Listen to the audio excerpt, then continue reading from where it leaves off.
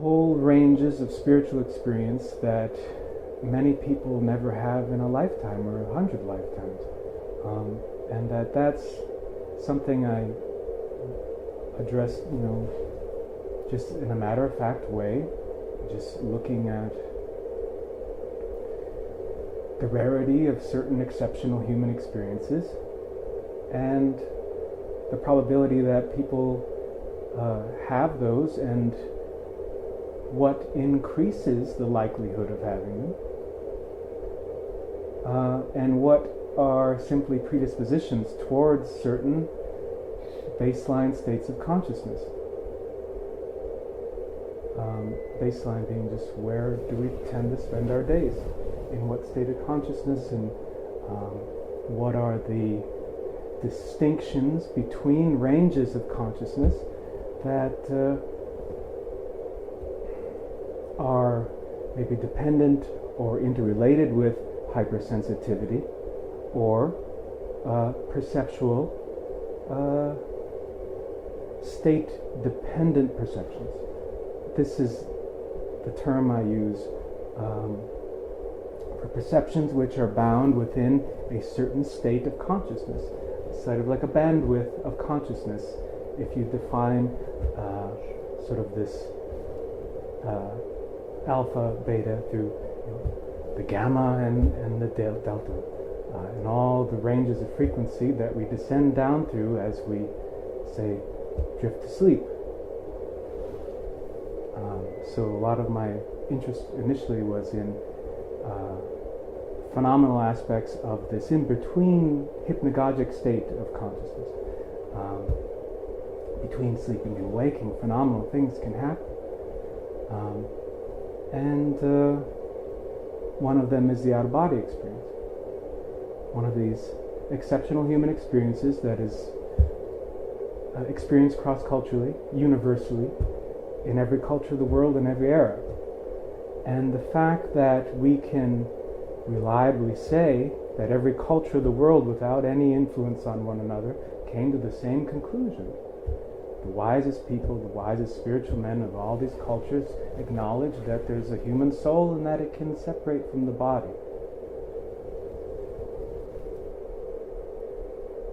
This is something I'd like to call a consensus theory of truth, that this is not just a cultural construct, but actually something that is part of our species in and of itself and defines us as humans, if that makes sense.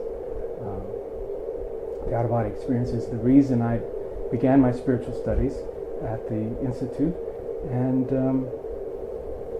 to study under Dr. Charles Tart, who did some phenomenal research with out-of-body states in the late 60s. So the out-of-body experience is what initially prompted your interest in psychology in general, or just in abandoning my life and driving across the country. I boarded up my house. I was so determined to make sense and rationalize these experiences as best I could. They were powerful enough that I couldn't ignore them. You've had them yourself? Yes. And they are part of a whole list of experiences that follow a chronology, beginning with a major trauma, the rape of my girlfriend in her sleep by a Puerto Rican man. This is all a lot of backstory, and I guess might as well dive into it. I learned that the possession experience tends to follow a traumatic event, and that it is often tied with certain lineages. That the possession experience, one of these similar cultural universals existing in every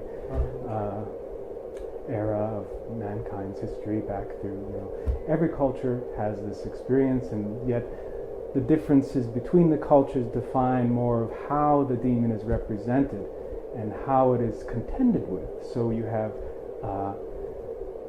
the exorcism But then you have adorism, sort of, do we worship this demon or do we try to expel it? And these are the only cultural differences in how to contend with this universal experience. That does seem to happen to certain people more so than others. Certain people, given their natural mediumship abilities, their natural hypersensitivity to their surroundings, almost seem to attract attention from the unseen,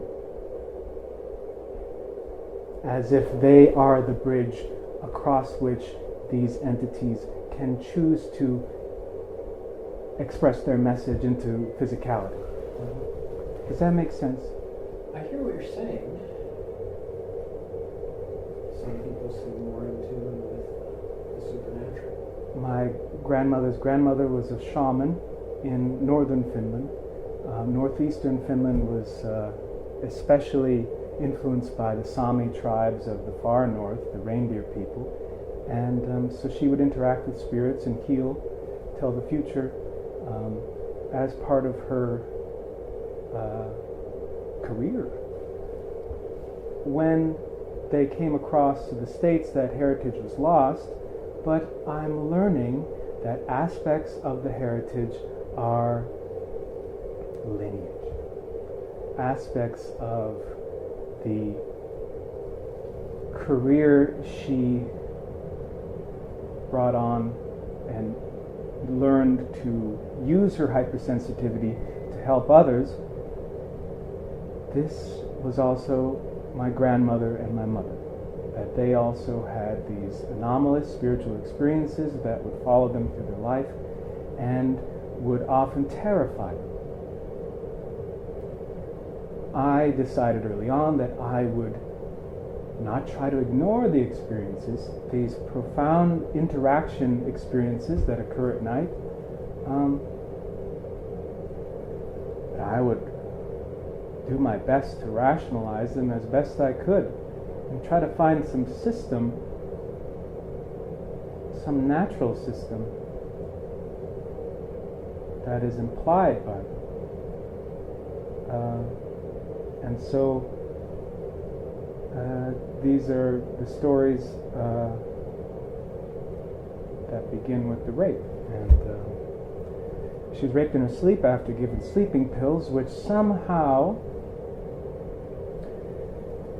Was it a family? She went to a party at her girlfriend's house, and her girlfriend's husband gave her sleeping pills and then waited for her to fall asleep and then had sex with her. And there was penetration, and she woke up and kicked him off of her, but she had been already through a good deal of the violation. And it seems that when you are raped in sleep, as I've come to rationalize later, it's a different part of yourself that is violated. The trauma is experienced in a deeper state of consciousness. Her waking state of consciousness was unaware that a rape had occurred. She simply awoke and had no sense of what was happening. But the trauma still occurred at a deeper range of sleeping consciousness. And so it made sense that through the day she expressed no symptoms of the trauma in her waking state. She wasn't really even aware of it in that state, but yet as she fell asleep, the part of her that had been traumatized would begin to cry out. And it was a terrifying sound. My God, it was a high-pitched wailing from sleep, and it was not something.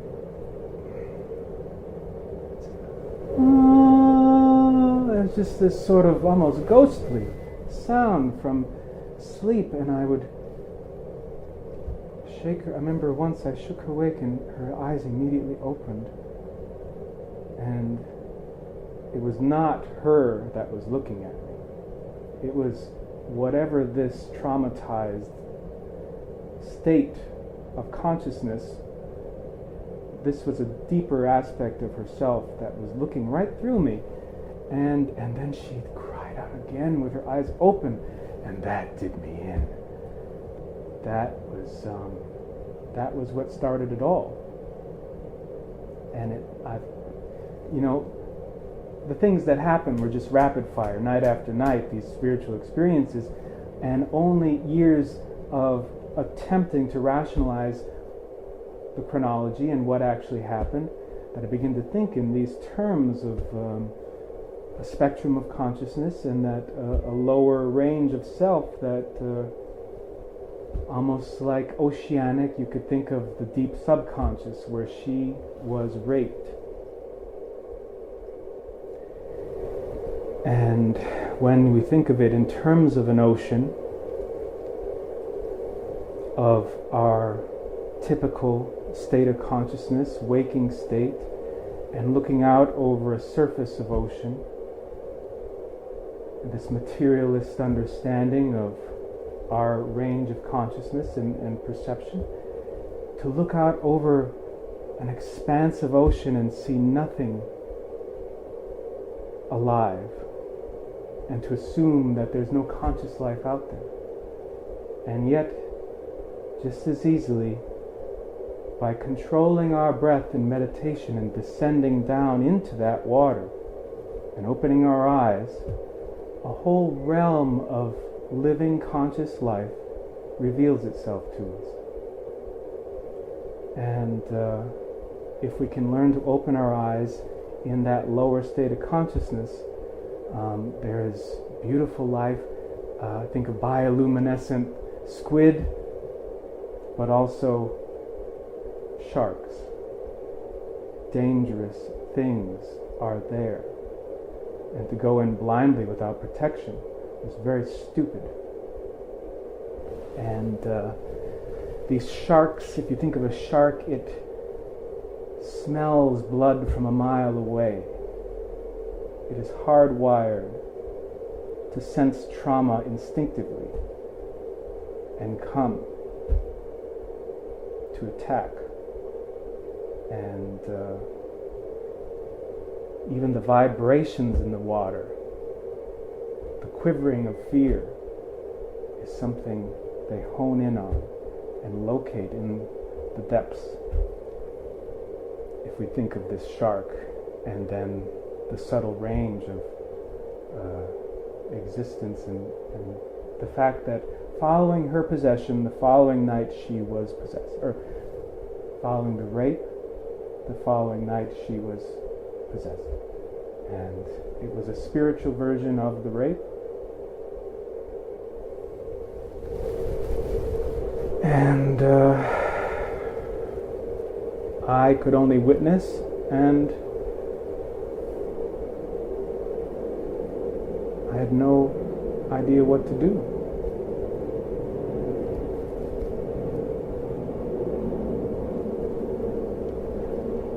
She cried out, "There's something on top of me, help me." And I can't move. And the lights had been off. I jumped out of bed and turned them on, and she said, "I can't move, it's on top of me. And I can feel it." She said it was like pins and needles in her vagina as it raped her, that it was like a powerful, vibratory, tingling, painful sensation. And I didn't know. She was crying for help, and I started to just improvise. "You are not welcome here, and you are going. You are not welcome here, and you are leaving. You are not welcome here, and you are gone." And when I said gone, she screamed out, and her back arched into the air. And then there was an audible thud on the stairs under the bed, alongside the bed. And then I could actually hear the door frame move as if a pull on the doorknob. These are just the sounds that I heard following. Then she was able to move again, and these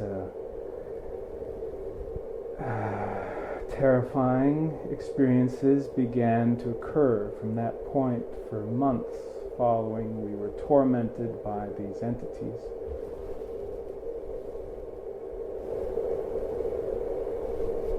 And my possession occurred the following night.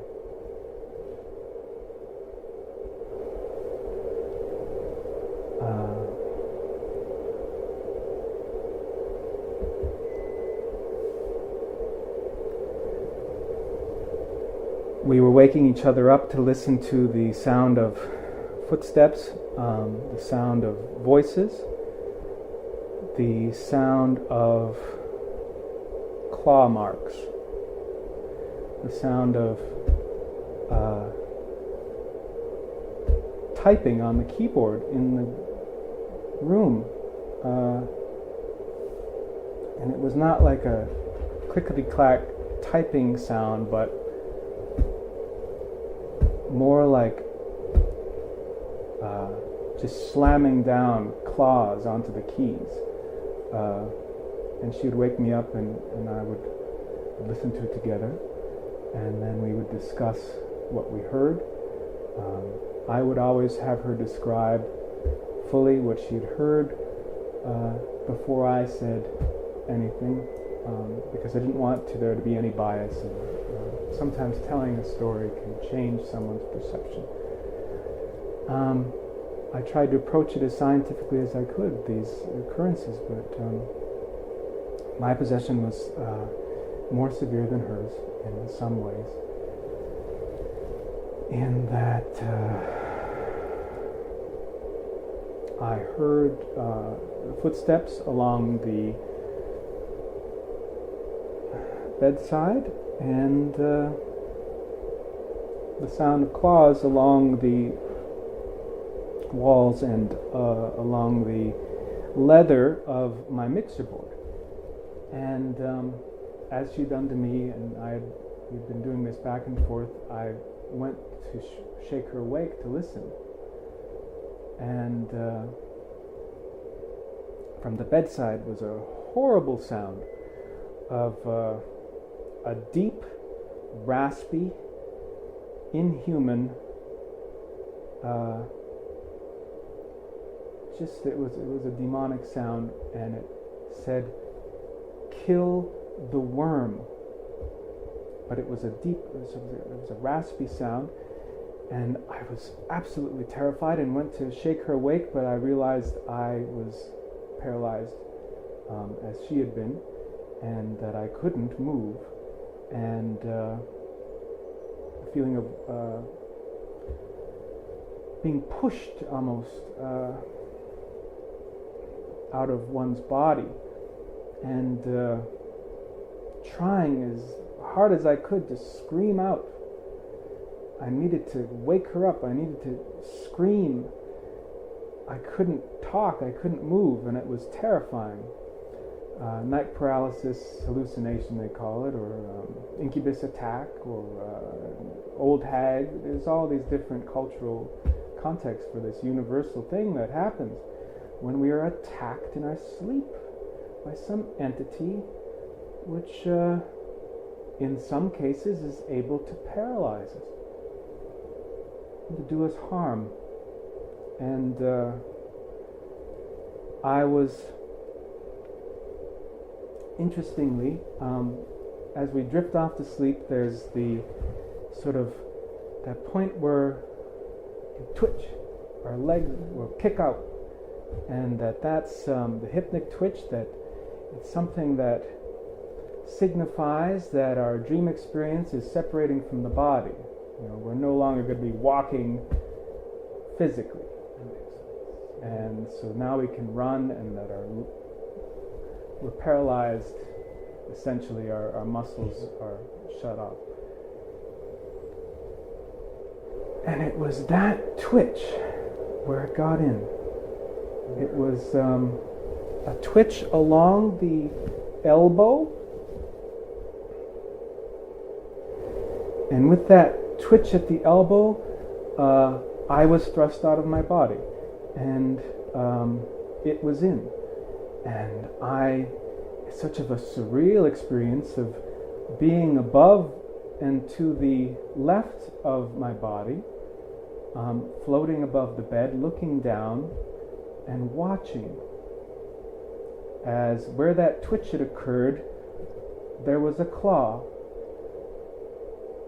And this hand proceeded to hit her again and again in the head. What was that? Ha ha. But So you were hitting your girlfriend? I was watching her get hit from a location above my body. And so this is something I've since learned is called autoscopy, to be able to see your body from outside. Autoscopy, to see. Yeah. So yeah, that, and it was just a few moments, and then I was back and able to move again, and she was just coming out of it and shaking her head like confused. And I said, "Oh, how are you? What?" And she said, "Oh, I have a headache." And I had to tell her why she had a headache. And "Oh, baby, I'm so sorry. I hit you."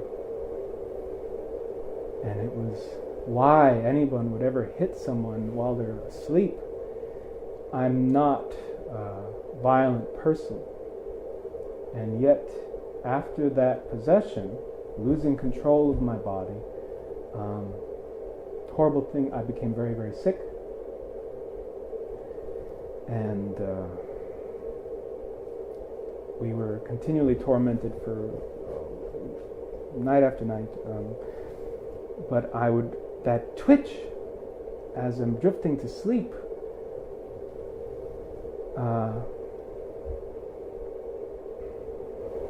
it maintained, it stayed right at the edge of sleep, where trying to sleep, I would awaken with a claw, just looking at a claw, and just, that was the twitch, and there I had a claw, and there it was still there, and it was right always that hypnic twitch, but something was still very wrong with my body and this claw that had been in it. And that scary things happened with the possession. We left the house, and there's so many stories that are terrifying from this time, but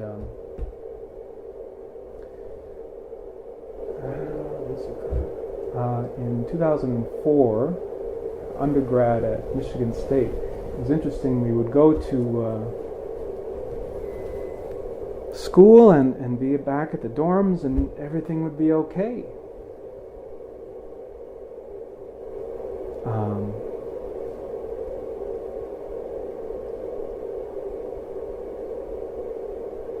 Whatever it was bound to that house. It was an old church. The town of National Mine had the top of Church Hill, but it wasn't actually the church building, but where I guess the pastor would live and his family, in the shadow of the church. And so my mom said she was reading a book on possession last week, and it said the investigator who had done many of these cases said that these things occur in the shadow of a church, which seems almost superstitious, but that was a police officer who had collected many hundreds of these cases, apparently. But yeah, anyway, there's the illness that proceeded to worsen internal bleeding after the possession that weakened me. And it wasn't until I was losing so much blood that I began to lose consciousness, and I had a shower and I just stood up from the toilet, and then I went down in the shower, and apparently just from blood loss, and then I was unconscious for quite a while as the shower started to fill up, and I came out and my nose was almost fully submerged. It was could have been dangerous, and I was hospitalized for a week, and they said your immune system is attacking its own tissues. It's an autoimmune thing that ulcerative colitis, where they said we don't understand it, but your immune system senses there's something physically, it senses a pathogen, and some invader, and but there's nothing physically there. It's attacking a perceived invader that isn't there, so it just attacks its own tissues until you can bleed to death. And they said we don't understand what triggers the immune system to start to attack itself. And I kind of know why. It would sense there's an invader there, and that's something that has been an ongoing problem, worsening since that time, and trying to come to terms with these possession experiences. Are you still angry? There's many stories, yeah. And yeah.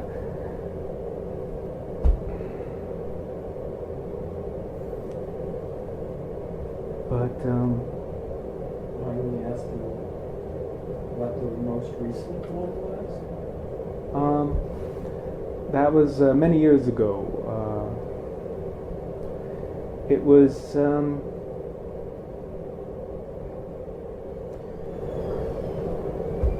I would leave the house and everything would be okay, and so it was something bound to that house, and we'd have interesting experiences away, but nothing of the sort of malevolent, non-human interaction. And I went to China. I had to get away from, boarded up the house for a time, and spent a year in China, over a year. Came back, and everything had been fine. The night I get back, I am possessed again. As if it's like a welcoming committee. Like, yes, we're still here and welcome home. When was that? That was in 2007, I guess. And there's just so many stories, but try to give all the detail of each.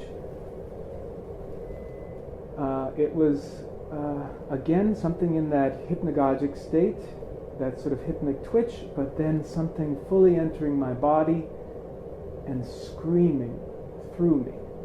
And this bestial scream of rage. And I am loosely conscious of it as it's occurring, but again, it's almost as if I am thrust out of my body while it's happening, and it's a very sort of a out-of-body lucid dream state. There's some in-between hypnagogic perception of the body while it's happening, but it's of a separation. And yet, trying to regain control, and there's this inward sense of like pushing it down and out. Just like, it's like an exhale and a flushing of the.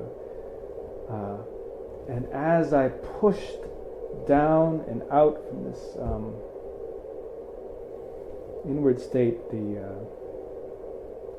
the voice deepened. As I'm pushing it down, it got darker. And as I'm pushing it down towards the guts, it becomes this guttural, deep, gurgling scream that's just being suppressed. And then finally, it's just this little, like, deep guttural, and then finally out. And yet, that gut, where I had pushed it out, it did not leave cleanly, and you could just feel the heat. It's almost like a radiant heat in the intestines that's just radiating this vibratory sensation of whatever had just been in me. And as I finally expelled it, there was a flash of white light, and from the bedside I was able to see a silhouette in that flash of blue-white light of what it was that was just expelled. And it was a very large, hulking figure. And I just saw how massive it was, and my God, that was just inside of me. And it all made sense. That sounds like what I'm seeing here. And that was your experience in 2007? Yeah, but these experiences are, each interaction with this sort of malevolent, non-human extreme seems to necessitate a policing action from the other extreme. If you imagine a hierarchy of spirit, that one extreme simply induces an interaction with the other extremes. So in that instance, I was terrified to be back in that house and to have everything right back the way it was, as if, none of the previous experiences had helped to get these whatever out of it, and to realize that I was vulnerable and that I would need to sleep there again.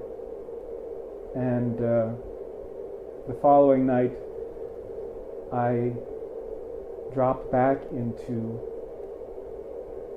deep meditative prayer,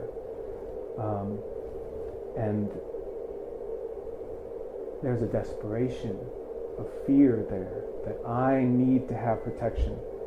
I need to have a guardian of please. And I didn't get into the beings of white light, but I was calling on the woman in white from the previous possession experience to come and be with me. And what I've noticed is that there is, in meditation, a moment where you can ascend upwards in consciousness, transcendental meditation, I suppose it is, where with pure tone you ascend upwards to a higher range of consciousness, and at that moment is when the prayer is actually effective.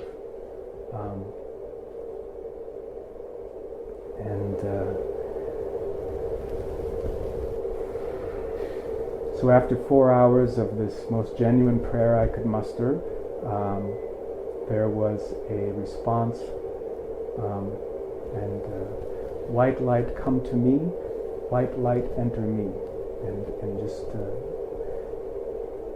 protect me.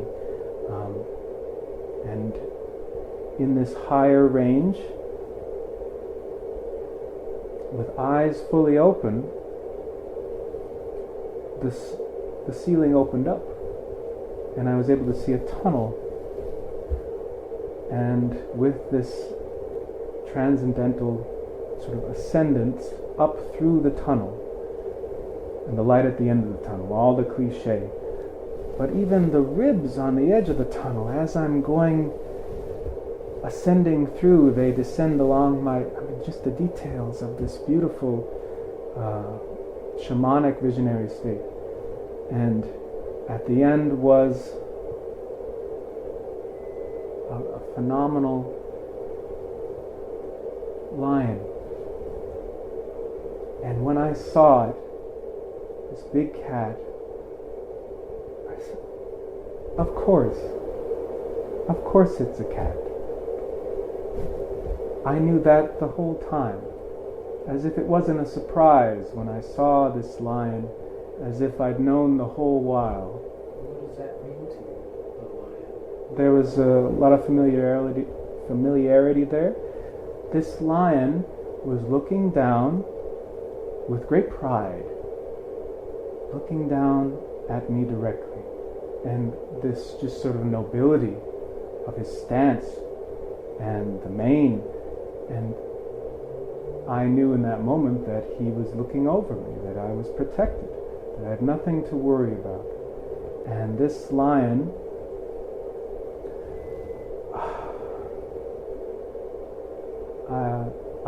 I'd known all the while that the big cats were watching over me, but to finally see, and it just clicked, almost like a pre-birth memory, if that makes sense, of this pride and this connection.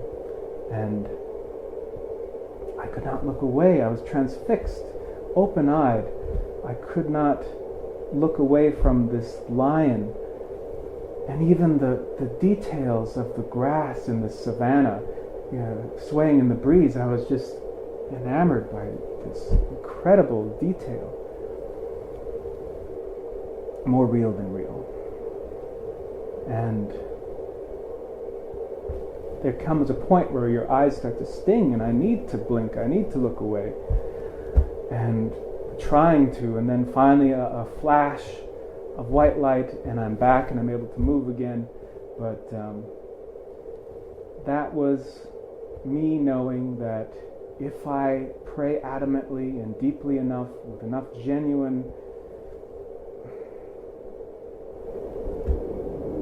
they come. It takes 4 hours, but they'll come. And the next day, I had to go down to my mom's because I just got back. There was no utilities on in the house. I needed to get a shower, and so I took a shower, and my nieces and nephews were there. My nephew, AJ, is on the couch, and he has a kitten. And it's kind of golden and white, splotchy. And he said, "Uncle Boy, look, I found a kitty. Its name is Angel." And I was just blown away. Like, why did you name it Angel? He said, "I don't know."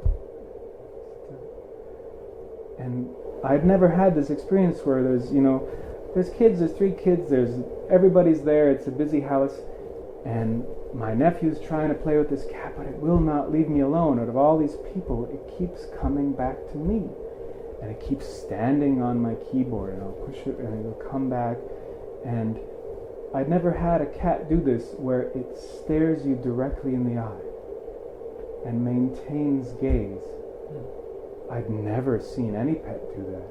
It was such a strange sensation that this cat appeared, and Angel. And why Angel? It just seemed like it came to me. And he said he had found it in barbed wire in the mining pit outside. It's an old mining community, and the old mine shaft is fenced in, and it fills in with water, and apparently someone had thrown a bag of kittens in the pit,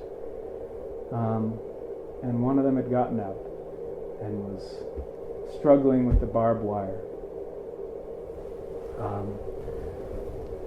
And I wish, in retrospect, that cat was there for me. The big cat. And then later on, this sort of understanding of a familiar, that when you interact with a great spiritual entity, it will often manifest physically to accompany you. And this is something of a shamanic tradition, but also, the witchcraft. To have the cat with you is always the physical form of some greater conscious entity which forms a relationship with the shaman or the witch, if that makes sense. That cat was a familiar. I've acknowledged that. It was Angel. And it was letting me know that I was safe. That I didn't have to worry about being possessed again. Yeah, well, my nephew took it home. I didn't take it. And it disappeared 2 days later, just mysteriously as it That appeared. was the last time you were possessed? I've had mediumship experiences since that time, but these are positive, by and large. Yeah. Where are we at? Yes, I'm sure it's... Oh, getting close anyway. We started a little late, but what are your thoughts? What are my thoughts? Well, having never experienced the kinds of things you've experienced, all I can really say is it's quite unusual, and I don't have any explanation for it. I'm certainly not going to deny someone else's experiences. I work occasionally with people that have DID, and so I know that frequently people with dissociative identity or disorder can manifest symptoms that appear to be like possession.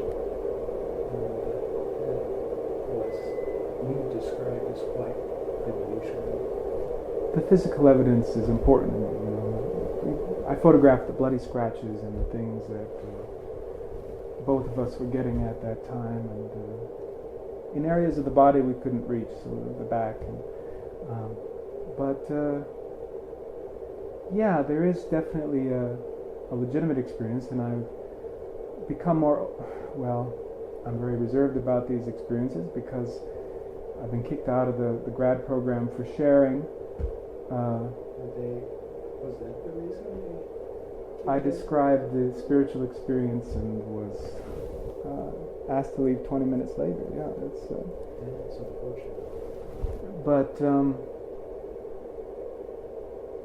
I mean, the legitimacy of them is not in question. It's merely what to do with it. Our culture doesn't have a track for these kind of experiences, like and how to manage them, as does most every other culture, east, west, south. I mean, we have these sort of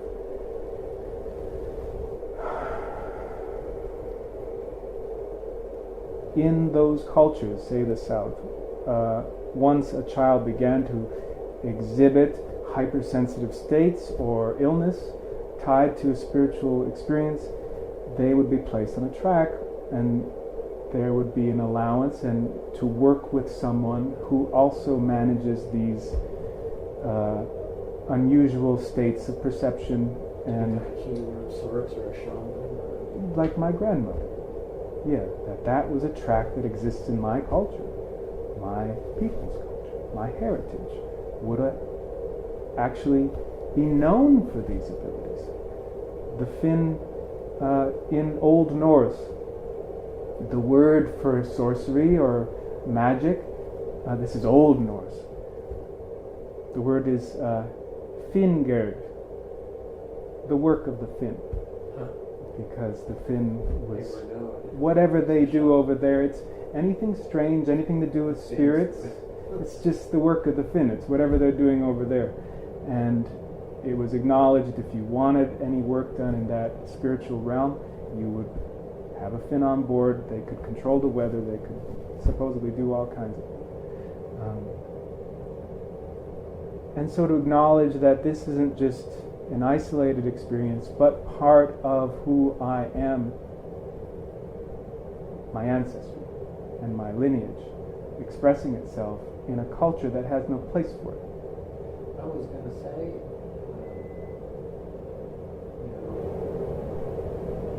telling the wrong people about those experiences could just cause you a lot of grief. Yeah, I mean, the word pathology was what was used by the professor kicking me out. And I was so offended. How dare you use the word pathology? You're pathologizing me after 20 minutes? Who do you think you are? That this is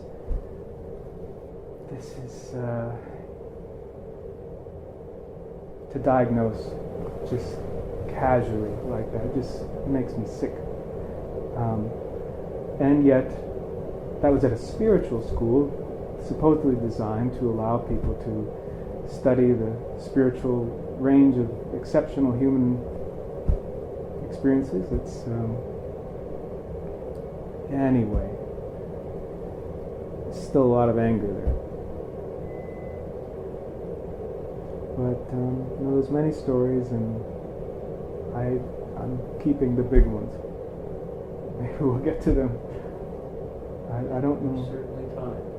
Yeah, but it's definitely part of the background that I feel should be. As the illness gets worse, and As the illness gets worse. yeah, this internal bleeding worsens, and Oh, you still have the internal bleeding.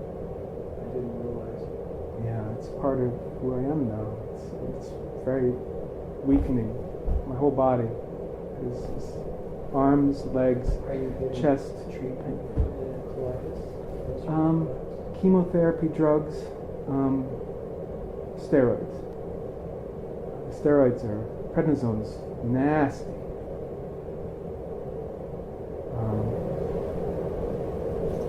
And then immunosuppressant drugs. Yeah, but fasting is really the only thing that honestly works, and just such of a straight and narrow path, clean living, whether I like it or not. And the moment I veer from that path, I am punished severely.